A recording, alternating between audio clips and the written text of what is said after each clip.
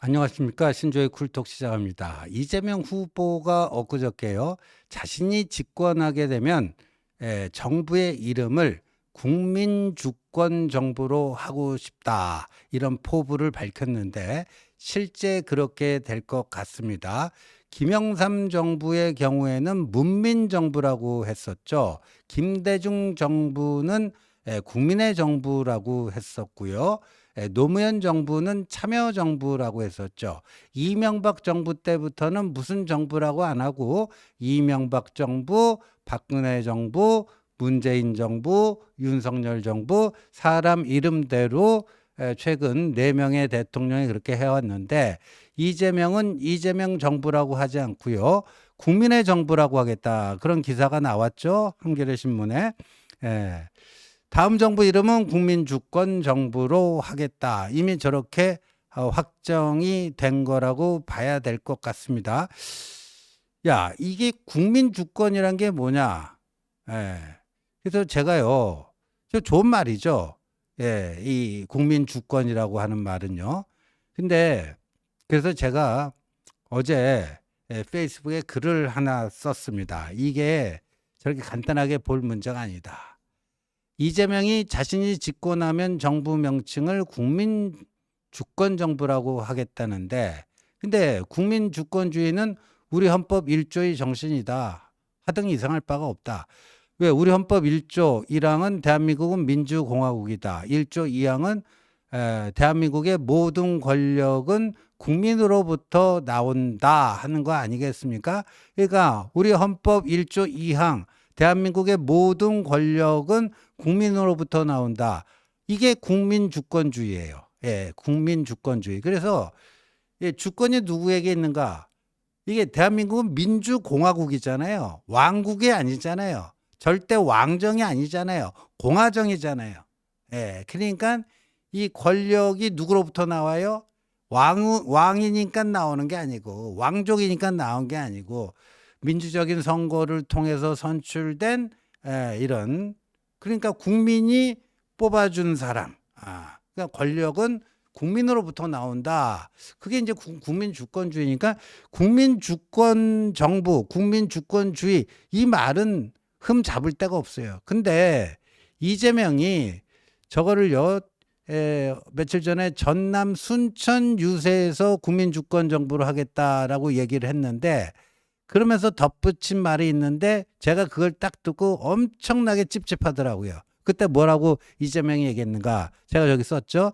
이재명은 국민 여러분 덕에 살았다. 저 혼자 있었다면 칼로 부산에서 테러 당했을 때 칼로 법으로 이게 윤석열 정부가 자기를 그냥 계속해서 검찰을 통해서 정치 검찰을 통해서 이재명을 사법살인하려고 했다. 그러나 펜으로 이 보수 언론이 펜으로 자기를 죽였을 거다.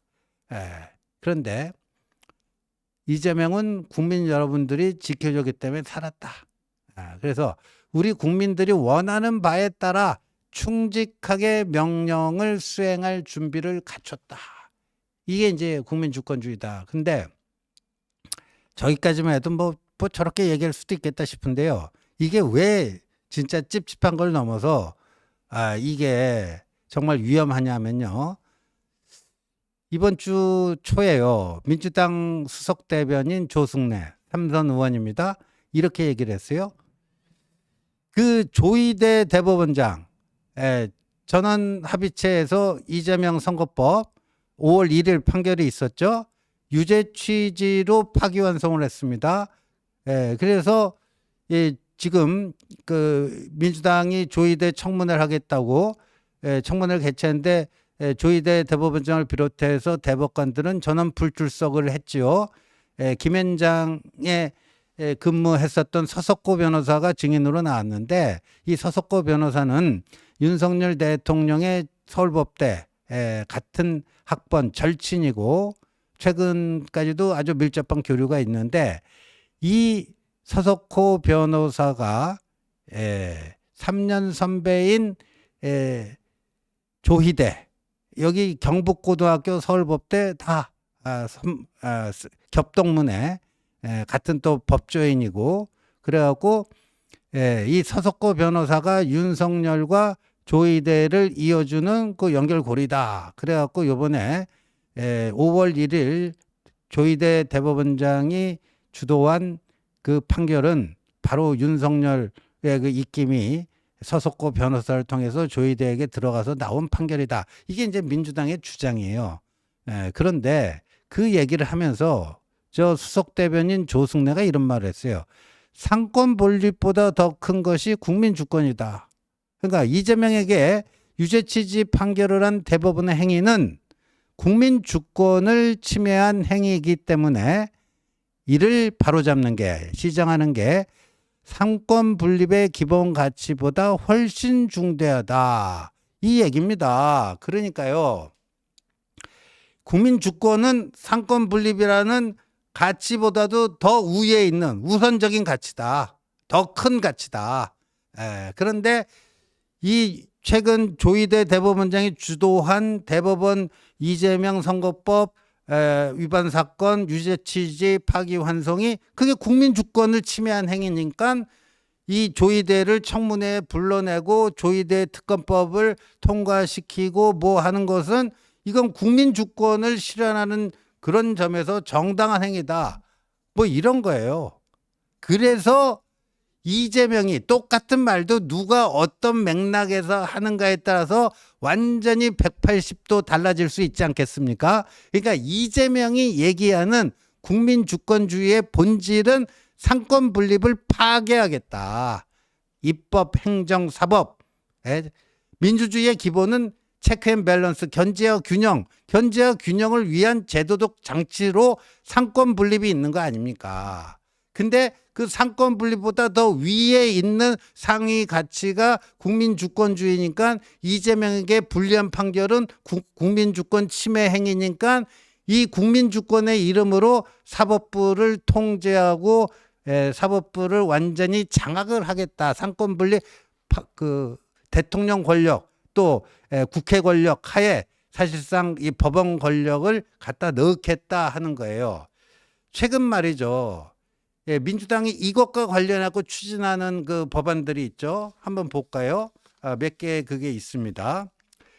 일단 이재명 면죄법이죠. 공직선거법 250조 1항 허위사실 공표 때 그때 뭐 자기 나이, 학력 뭐 이런 거를 거짓말하면 안 되지만 행위에 대해서는 김문기 몰랐다. 뭐 김문기하고 골프 친 적 없다.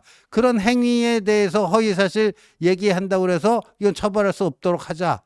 그 면소 하도록 돼 있는 건데 이게 이재명 면죄법이죠. 이게 법사위를 통과하고 이제 본회의 통과만 앞두고 있습니다. 그다음에 법원조직법 대법 건수로 현재 14명인데 30명에서 100명 요 사이로 증원을 하자. 이게 지금 법사위 소위에 회부되어 있고요.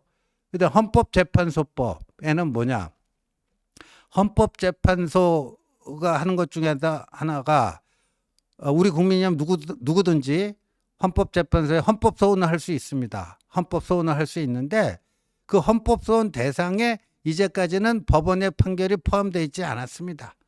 근데 1심, 2심, 3심 대법원 가고 확정 판결이 되면 그걸로 끝나는 거죠. 근데 이제 저 민주당이 저렇게 헌법재판소법을 고치면 어떻게 되냐. 1심, 2심, 3심이 끝났는데 난 도저히 이거 인정하지 못하겠다. 그러면 그 법원의 판결 그걸 가지고 헌법소원을 헌재해 내는 겁니다. 이러면 사실상 3심제가 아니라 4심제가 되는 거고요. 그리고 어떻게 되느냐. 이제까지 한국의 최고 법원이 대법원이냐 아니면 헌법재판소냐 두 헌법기관 간의 이 자존심 경쟁이 있었는데요. 이제는 대법원 판결도 마음에 안 들어서 헌법소원 내면은 그 헌법소원이 인용되면은 대법원 판결은 X가 되는 거예요. 그 확정 판결이 아닌 거예요. 그러니까 헌법재판소가 대법원보다 우위에 서게 되는 거죠. 사실상 사심제가 되는 거고 대법원은 헌재 밑으로 들어가는 거예요. 이런 엄청난 변화가 있는 겁니다. 근데 지금 보니까요. 헌재에서는 좋아하는 거예요. 왜냐하면 이제 대법원하고 어찌 보면 헌법재판관은 9명 전부지만 법원에는 평판사까지만 3,000명 있지 않습니까? 규모 면에서 또 처리하는 업무 분량 이 측면에서 헌법재판소가 법원 따라가는 게 힘들었죠. 근데 이렇게 되면 사실상 대법원 위에 헌법재판소가 되는 겁니다. 그러니까 헌법재판소는 좋다 지금 찬성 의견 나타내고 있어요. 예. 그런 거고요. 그다음 조희대 대법원장을요.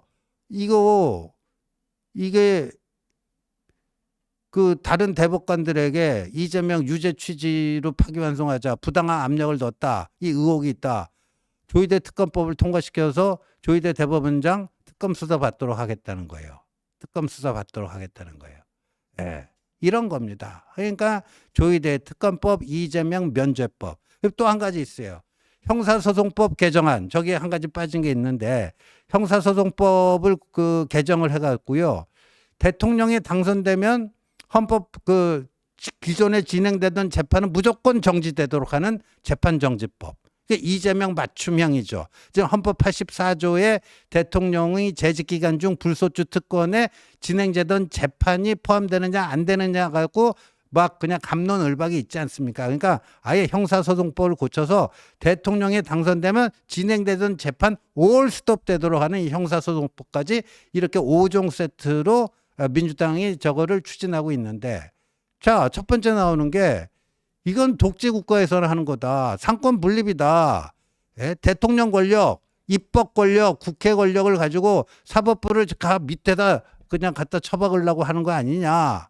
그런데 지금 여기에 맞서는 논리가 뭐예요? 상권 분립보다 더 위에 있는 게 국민 주권이다. 그러니까 이재명 정부는 국민 주권 정부니까 이렇게 하는 것은 국민 주권이라는 이름하에 다 이게 정당화 될 수 있는 거다 하는 건데요. 어제 이번 주 5월 14일 수요일에 김순덕 동아일보 김순덕 칼럼에 보면 스트롱맨 이재명이 온다. 여기 보면 이 부분에 대한 문제의식을 잘 표현을 하고 있는데, 이재명이 자전적 에세이 2017년에 냈을 때 제목은 이재명은 합니다였습니다. 2022년 대선 때 윤석열 후보랑 싸울 때도 이재명의 슬로건이 이재명 합니다였는데, 올 초에 이재명이 내놓은 책 제목이 달라졌어요. 결국 국민이 합니다. 그러니까 이재명이 합니다를 국민이 합니다로 바꾼 거예요. 그리고 그 국민이 합니다가 바로 국민 주권주의예요.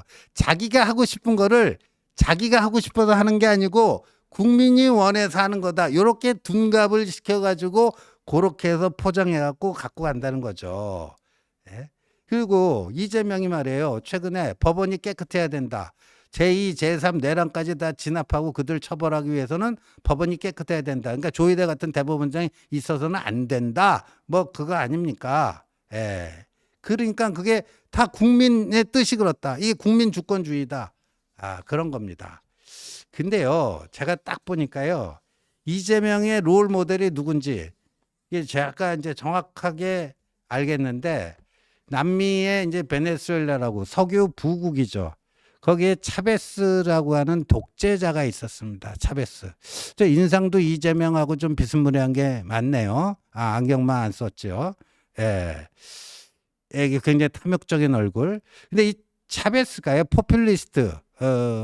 근데 원래는 독재자로 시작하지를 않았습니다. 이 변방의 정치인, 아웃사이더였는데요.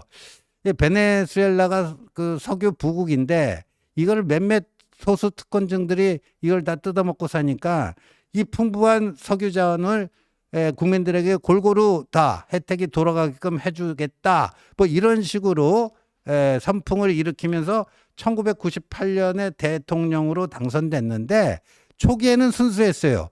포퓰리스트였지만 순수해서 그렇게 그 공약을 이행하다가 언제부터 조금 이상해지냐면요. 2003년부터 좀 독재를 향한 여러 가지 그 행보를 하기 시작했는데, 2006년에는요, 아예 대형 TV 방송국을 다 폐쇄를 시켜버립니다. 그 다음에 야당 인사들, 마음에 안 드는 판사들, 비우호적인 언론인들 다 체포하거나 추방해 버립니다. 예. 그다음에 대통령 임기 제한하는 것도 철폐하고 영구집권. 그렇게 하다가 못된 짓을 하도 많이 저질러서 2013년에 암으로 세상을 떠나게 되는데요. 예. 되는데 근데 이 저런 독재자들이요 내놓고 그러니까 뭐 윤석열 전 대통령처럼 막 그냥 내놓고 그냥 그렇게 비상계엄 뭐 식의 그 친위 쿠데타 이렇게는 안 하고요. 이 사법부를 야금야금 장악합니다. 사법부를 야금야금 장악하는데 차베스가 사법부를 어떻게 장악했는가 이게 딱 보니까요. 1999년에 이게 그때 의회가 있는데 이제까지의 베네수엘라는 이거 다 썩어 빠진 구 베네수엘라니까 신 베네수엘라 제2건국운동을 하자 해갖고 재헌의회를 새로 만들자. 재헌의회 구성을 위한 선거 제안을 했고요. 그렇게 되면 대법원 판결을 다 뒤집을 수가 있고 사법부 포함한 국가의 모든 기관을 대통령이 해산할 수 있는 권한을 재헌의회 그 구성을 통해서 얻으려고 그랬어요. 그러니까 이 법원이 상권 분립이 아니라 대통령 그 밑으로 들어가는 거 아니에요. 그래서 유신 정권 때 입법부, 행정부, 사법부 할 때 그 부자는요 정부 할 때 부자예요. 정부 할 때 부자. 근데 하도 그 유신 때 그 사법 사법 판결에 대한 그 정치의 개입이 워낙 심하다 보니까 한 강단에 있는 판사가요 사법부의 부자를 정부의 부자가 아니고 우리 그 행정부에 소속한 행정각부 있잖아요. 무슨 기획재정부 무슨 교육부, 행정안전부 하는 그 부자. 이게 부자가 회사에서 부장님 할 때 하는 그 부자인데 그 사법부의 부자를 정부의 부자가 아니라 그 부장님의 부자로 이렇게 일부러 쓴 적이 있는데 그렇게 만드는 거였어요. 근데 그 당시에요. 베네수엘라 대법원이 쫄아가지고요. 그 차베스하고 타협을 했습니다. 차베스의 요청을 받아들였어요. 그런데 그 당시 대법원장이 세실리아 소사라고 하는 사람이었대요. 근데 그 사람이 사임하면서 굉장히 의미심장한 말을 남겼습니다. 암살을 피하기 위해 자살을 선택했다. 베네수엘라 대법원은 암살, 그러니까 차베스에 의해서 암살을 당하느니 차라리 우리 자살을 하자. 암살을 피해서 자살을 선택했다. 그러나 결과는 변함없다. 법원은 죽었다. 이렇게 퇴임사를 했답니다. 그리고 이 대법원장이 퇴임한 지 2달 만에 대법원은 아예 해산이 됐고 재헌의회 구성되면서 새로운 대법원이 들어섰는데 저 차베스는 그것만 갖고는 양이 안 차니까 2004년도에 또 뭘 하냐면요. 대법관을 기존 20명이었는데 32명으로 늘렸고 자신의 측근으로 다 채워 넣었다라는 거예요. 다 채워 넣었다는 거고. 그리고 나서부터 9년 동안 그 대법원은 차베스에게 불리한 판결을 한 건도 내리지 않았다. 한 건도 내리지 않았다. 이거죠. 아까 민주당이 추진하는 그 표 한번 다시 보여주세요. 거기 보면 지금 14명인 대법관 수를 30명 또는 100명으로 증원한다. 이게 지금 차베스가 이게요. 한 거랑 똑같잖아요. 근데 차베스보다 더 심해요. 차베스는 20명 대법관을 32명으로 늘렸는데 이재명 민주당은 더 심합니다. 14명을 30명으로 늘리면 더블인데. 근데 뭐 30명이 최하치고 경우에 따라서는 100명으로까지 늘릴 수 있다? 이거 뭐 차베스죠. 그러니까 이재명의 롤 모델은 차베스고요. 차베스가 아까도 얘기했지만 나중에 대형 방송국 다 폐쇄시켜버리고 야당 인사, 언론인 뭐 마음에 안 드는 검사, 판사 다 잡아놓고 그리고 대통령 임기 철폐 뭐 하는 건데 자 저걸 보면은 이재명의 롤 모델은 차베스구나 하는 점은 분명히 알 수 있고 이재명이 주장하는 국민 주권 이거는 상권 분립 파괴구나 하는 점을 우리가 분명히 직시를 해야 될 것 같습니다. 시청해 주셔서 감사합니다.